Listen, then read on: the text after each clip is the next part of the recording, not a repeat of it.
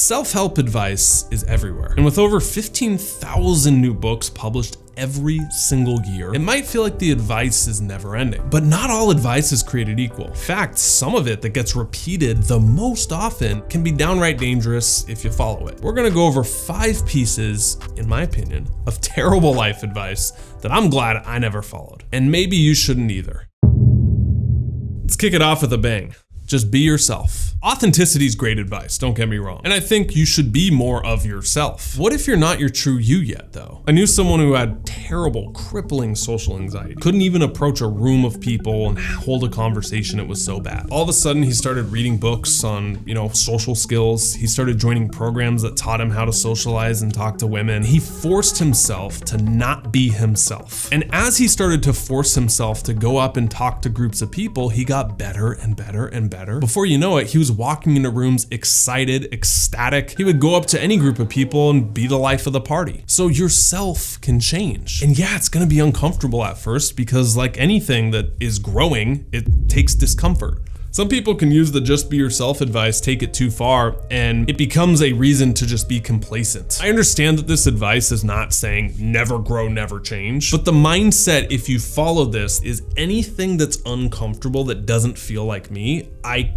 got a free pass to avoid because I just got to be authentic. That's not myself. And I totally disagree because what you're watching right now and what you're consuming, self-improvement content, the entire message is to be the best version of yourself. And I guarantee that best version is beyond your current comfort zone.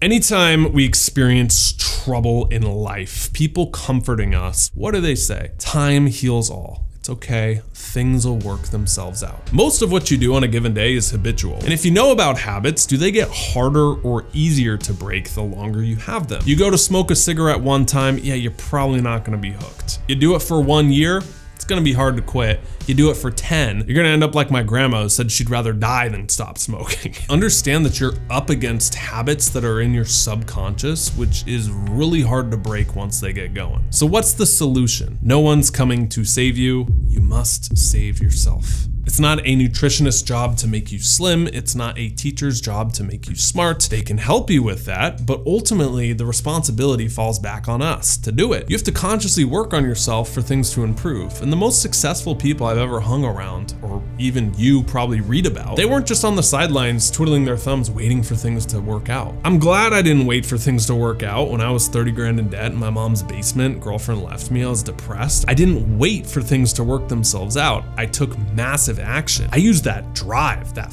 fire under my ass to really put things in motion. Don't wait for things to work themselves out because in the waiting, you probably could have solved your problem and been done with it. We've all grown up hearing this one. Follow your passion. The idea sounds awesome, and passion is a good thing, but it can lead to you feeling like a failure if you're not following your passion 24/7, or if the passion starts to fade away a bit. Your passions grow as you grow. When you go for your passion and you do it, it can turn your passion into a job. I had a buddy early on in my entrepreneurial career. He was always reading a business book. He was always going to the events until one day I stopped seeing him at events. Eventually I ran into him and he told me that he had quit entrepreneurship altogether. I was like, why? I mean, you have all the head knowledge. He told me, I realized I liked the idea, but when it came down to actually doing it and grinding, I wasn't that passionate about it actually after all. He loved the possibilities and the energy of can do, but he hated the act of building a business. He actually quit, worked a corporate job, and last I heard, he was super happy with it. The point here is when you're going to pursue your passion, you can't just pick and choose what you get to do. You have to love the process, not just the end result. You want to be a musician. You need to love the process of touring, promoting your music. You can't just love the 60 minutes you get to go up and be a rock star. In case of YouTube, you have to love the outlining, the promoting, the editing, not just the finished video. And here's your permission to walk away from things if you're brutally honest and you just don't love the process as much as you thought. Now, all that creative energy you can put towards something that you do love the whole process of. So when you find things that you truly love, go all in on that and follow it with all your passion. Hey, if you're enjoying this video, can you do us a quick favor? Hit the like button for the algorithm, really helps us out, and subscribe if you're not already. Malcolm Gladwell wrote the book Outliers. Famous book, but one of the most famous concepts from that book is the 10,000 hours rule. The concept is simple. It takes 10,000 hours to become world class at a skill.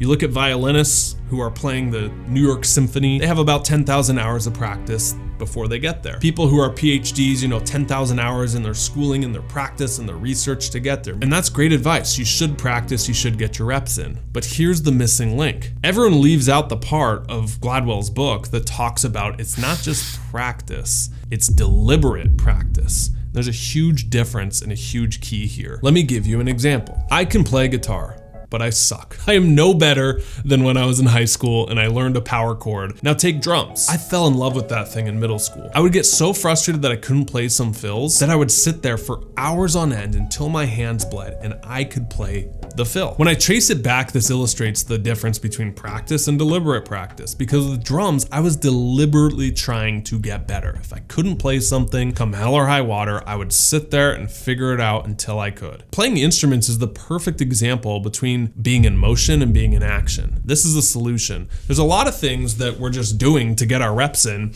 and we're just in motion. Going to the gym because you're being consistent, going 5 times a week, yeah, that's good. That's a great start. You're building the habit. But if you just sit and don't really do much, or you don't push yourself that hard, results not so much. Versus deliberate practice is going to the gym and really being regimented with your routines, making sure your diet's dialed. Whatever you're doing, if things don't feel like they're happening fast enough, ask yourself, am I just getting my reps in, or am I getting deliberate practice in? Does practice make perfect?